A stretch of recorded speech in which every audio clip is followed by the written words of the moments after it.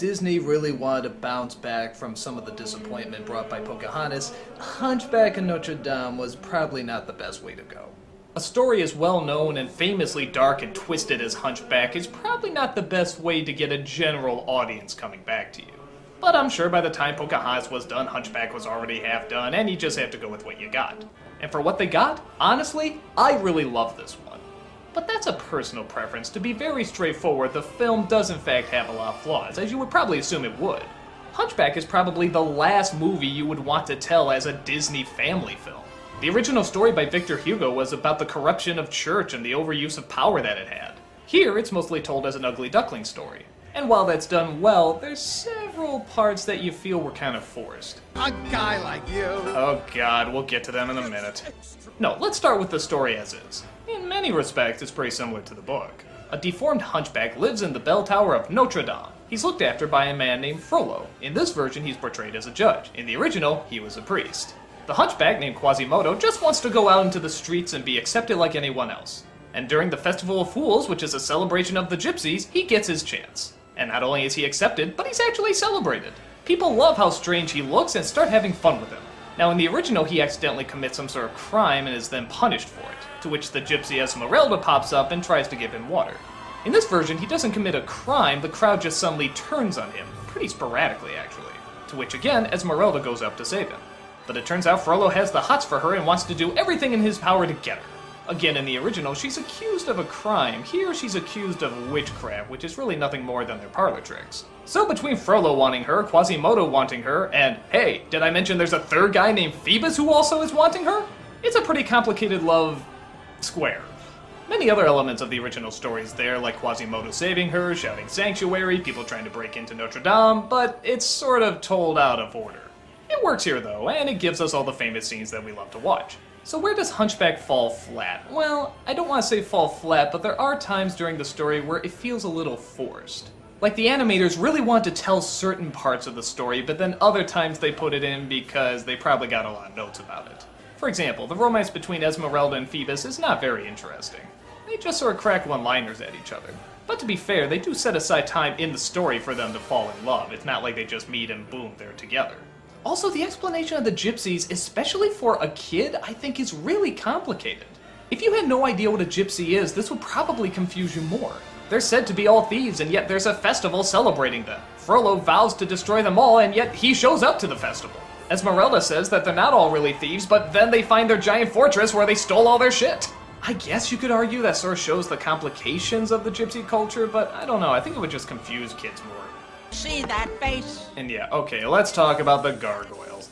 God, I friggin' hate these things. Number 1, how dare you make Jason Alexander not funny? Shame on you.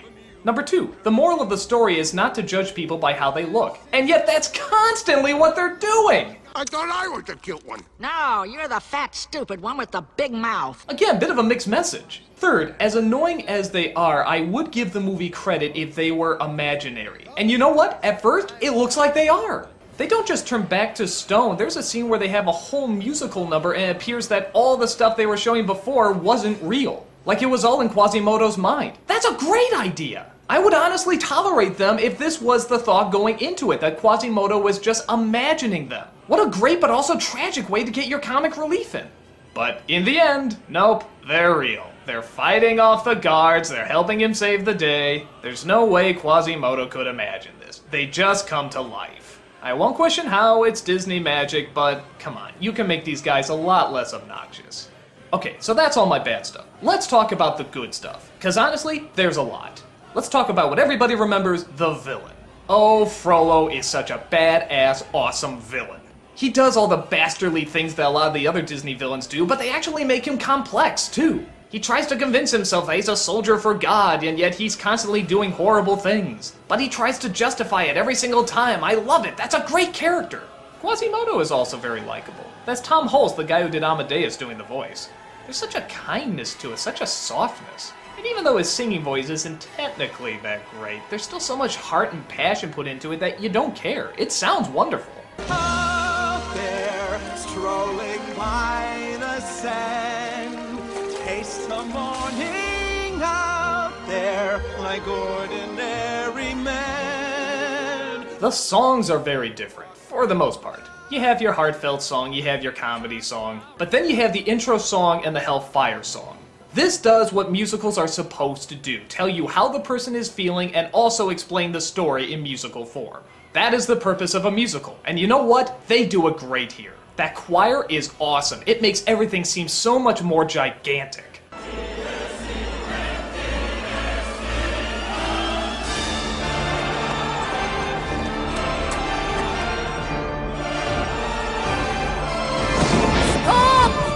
And speaking of which, the film is gigantic. I mean, look at it. It's just huge. For all the problems that the movie has, you can see why they made it. Notre Dame looks unbelievable. The shadows, the colors, the angles. Much like Bambi, the sheer look of this film makes everything seem so much grander and much more important. And give the movie credit. For Disney, this was very ballsy.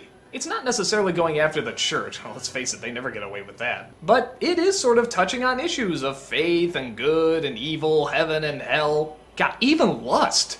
The scene where an old man sniffs the young woman's hair, I couldn't believe I was watching that. This is a Disney flick? Sex especially is a big no-no in Disney, and to see some of this imagery come out was really kind of shocking. But personally, I never thought they went too far with it. It fit. Kids can see the good in thoughtful, loving relationships, but they can also see the bad in just mindless, vengeful lust. And there's also the issue of heartbreak. The main character doesn't get the woman. Yeah, I don't think I'm giving anything away when I say that. But at the same time, he's accepted among the crowd and is able to start a new life. As Disney films go, it's one of the darkest, and probably took the most risks. And for the most part, it pays off. The changes to the story I actually don't mind so much because for the most part, it does flow pretty well. At times it's a little clunky, but again, this is a very hard adaptation to pull off. In fact, I'm really amazed they pulled it off as well as they did. I know technically, from a character and storytelling point of view, it's not the strongest, and for Disney to fully make a version like this work, it either had to be more simpler or just go balls out and tell the entire story. You know, screw the kids. But you sort of know that's not going to happen, in the same way you know they're not going to kill the Little Mermaid in The Little Mermaid. So personally, I really love this one. It's one of my favorites. I don't care if it's clunky, I don't care if it has problems. The stuff that works really well works unbelievably well, and it sticks with you. If you're a big fan of the original Victor Hugo book, you're probably not going to like this version. But if you just say the title, Disney's The Hunchback of Notre Dame, I think most people can know what to expect. And honestly, I think it's a little better than what most people expect. The audience for it is growing more and more, and I'm really glad to see that, because I don't think it was a huge hit when it came out. I don't blame them. After Pocahontas, Disney was just starting to become a little unpopular. And like I said, something this controversial was probably not the film to get audiences back in. But for what it is, it's a personal fave. It took chances, threw a lot of effort into it, I've seen it a million times, and I'll probably see it a million more.